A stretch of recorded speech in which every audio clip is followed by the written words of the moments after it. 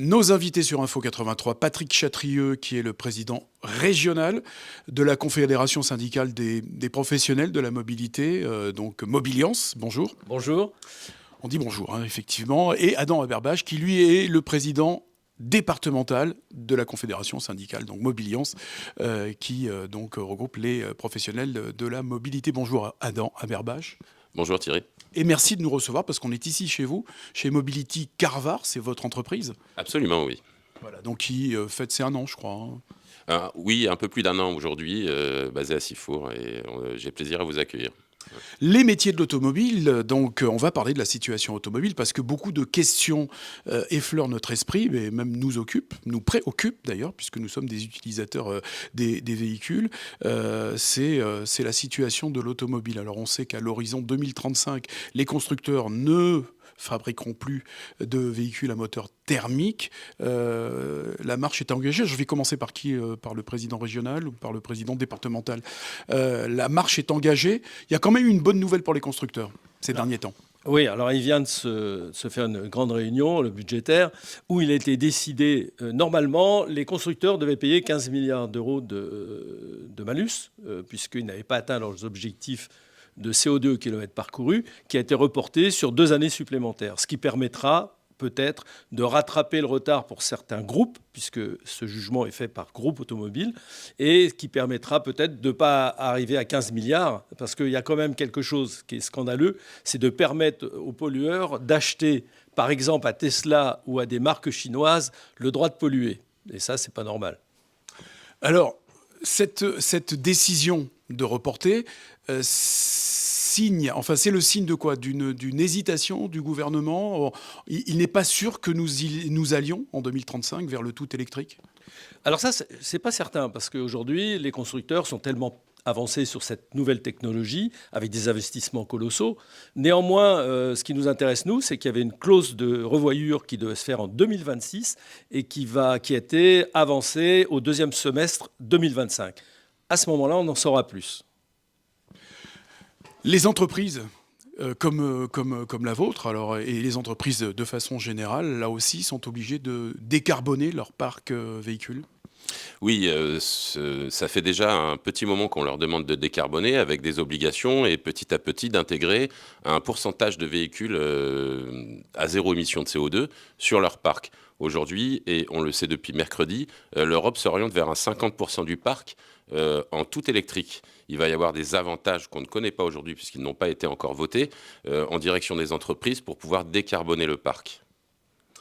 Adam Aberbach, quid du diesel? Parce qu'il y a beaucoup de véhicules encore en circulation qui roulent au diesel. Alors on a ce tout électrique chez les constructeurs, donc en véhicule neuf à partir de 2035, mais le reste du parc automobile?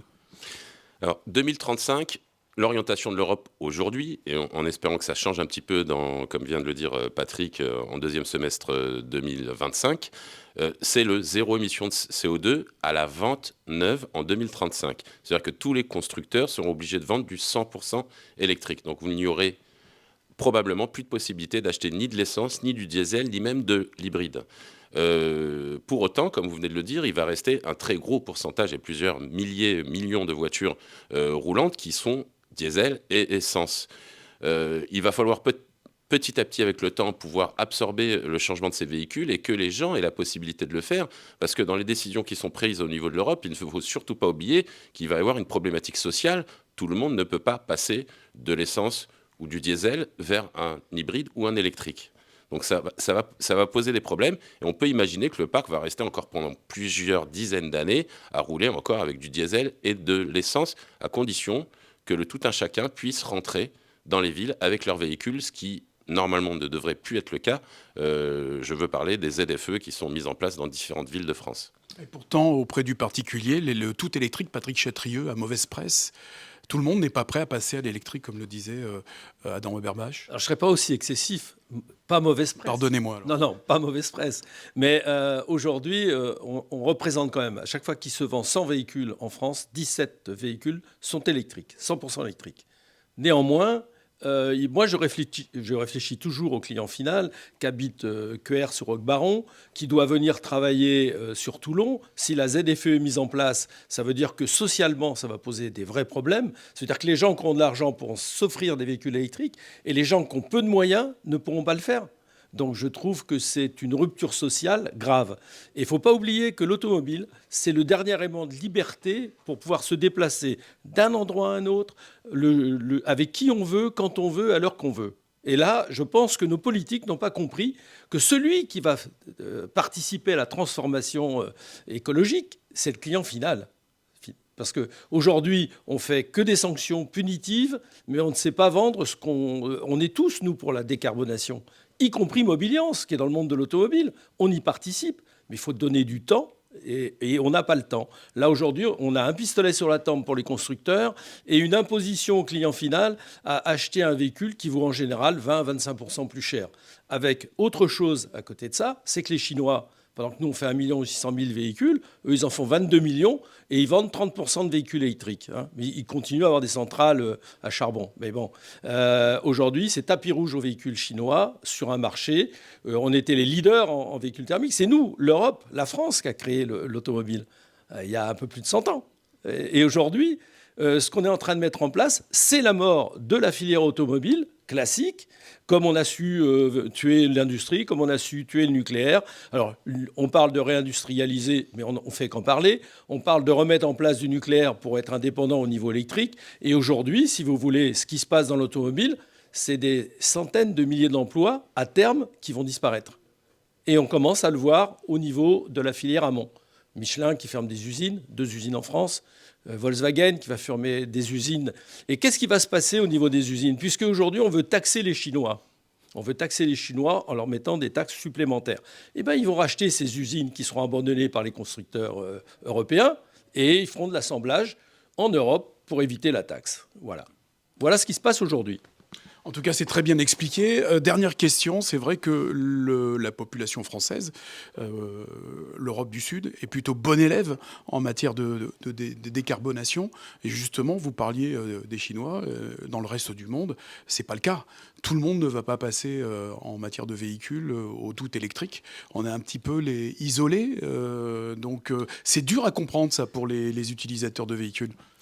En fait, ce qu'il faut que tout un chacun comprenne, on demande des efforts à des pays. Les constructeurs automobiles et les constructeurs français en particulier n'ont pas attendu que l'Europe décide de décarboner les véhicules pour travailler sur le sujet. Je vous rappelle qu'aujourd'hui, on a travaillé sur le FAP, qui diminue énormément les émissions de CO2 des véhicules, et un diesel aujourd'hui n'émet pas beaucoup de CO2. Et ils n'ont pas attendu qu'on décide pour eux de diminuer, de travailler sur ce sujet.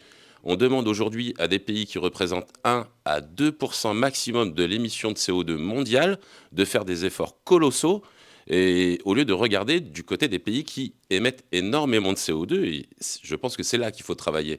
Aujourd'hui, on met un petit peu la charrue avant les bœufs. Voilà, on veut décarboner à tout prix, on veut demander aux gens d'acheter des véhicules, même s'ils n'ont pas les moyens de pouvoir les acquérir. On demande aux sociétés aujourd'hui qui perdent énormément d'avantages fiscaux. Sur le thermique, c'est terminé, on l'a su depuis mercredi 5. Donc il n'y a plus d'avantages sur le thermique. On leur demande de passer à l'électrique. On demande à un particulier de changer son véhicule, même s'il n'a pas les moyens, et de passer à un électrique, ce qui est très compliqué. Dans le même temps, on diminue les avantages aussi, il faut le savoir, puisque depuis février, avec la nouvelle loi de finances, il y a beaucoup moins d'avantages fiscaux à acheter un électrique et une disparition des aides à l'hybride. Donc il y a un peu d'incohérence.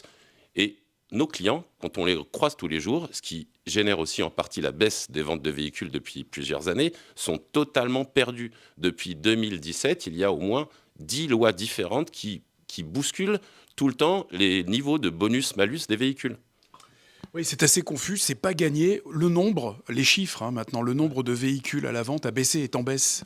Écoutez, depuis 5 ans, on a perdu 500 000 véhicules en France, ce qui représente 45 à 50 000 véhicules en région PACA, puisqu'on représente 10% de la France. Ce qui veut dire que les gens conservent leurs véhicules. Écoutez, il y a 5 ans, on était à 8%, 8 années de vie d'un véhicule. On est passé à 12 années parce que les clients ne s'y retrouvent plus. Ils sont en train de se poser des questions. Alors, c'est le grand succès de l'hybride. en disant, écoute, je ne vais pas prendre d'électrique parce que j'habite au 10e étage d'un immeuble, mais par contre, je ne peux pas prendre de l'essence et surtout pas de diesel parce que sinon je vais passer pour un mauvais Français. Eh bien, en réalité, l'hybride explose aujourd'hui, le client il se pose des questions. Comme nous, chefs d'entreprise, nous nous posons des questions. On a zéro vision. Ça change tout le temps. Et le client, du coup, il garde sa voiture. Et quand il doit changer, il dit tiens, je vais prendre l'hybride, ça sera entre les deux. C'est plutôt bon pour vous, ça, vous qui êtes chef d'entreprise justement dans la mécanique, hein, Mobility Carvar dans Aberbache. Donc du coup, c'est plus d'entretien puisque les utilisateurs, les automobilistes conservent leur véhicule. Donc c'est de l'entretien supplémentaire. Alors oui, on s'aperçoit que sur le national, depuis ces prises de décision et depuis quelques années, il y a plusieurs choses qui rentrent en ligne de compte pour expliquer ce que je vais vous dire là. Il y a une augmentation du panier moyen chez les assureurs hein, sur la remise en état des véhicules et au niveau de la mécanique. Il y a une augmentation des prix qui justifie cette augmentation. Il y a aussi, comme vient de le dire Patrick, un vieillissement du parc qui explique que les clients préfèrent réparer leur véhicule que de prendre la décision de changer aujourd'hui. Notre travail au niveau de la mécanique, c'est de les accompagner dans la bonne prise de décision. Et au niveau de notre partie commerce, c'est de les conseiller. Et c'est là que notre force est mise en avant. C'est aujourd'hui, les gens ont besoin de conseils. Qu'est-ce que je dois acheter et comment je dois rouler sans prendre de risques? Voilà les questions que les clients nous posent aujourd'hui. Voilà un dossier assez compliqué, j'allais dire, oui, complexe en tout cas. On aura l'occasion, bien évidemment, d'en reparler sur Info 83 avec nos amis de Mobiliance, Patrick Chatrieux, président régional et président départemental à Aberbache. Merci, messieurs. Merci. Merci à vous.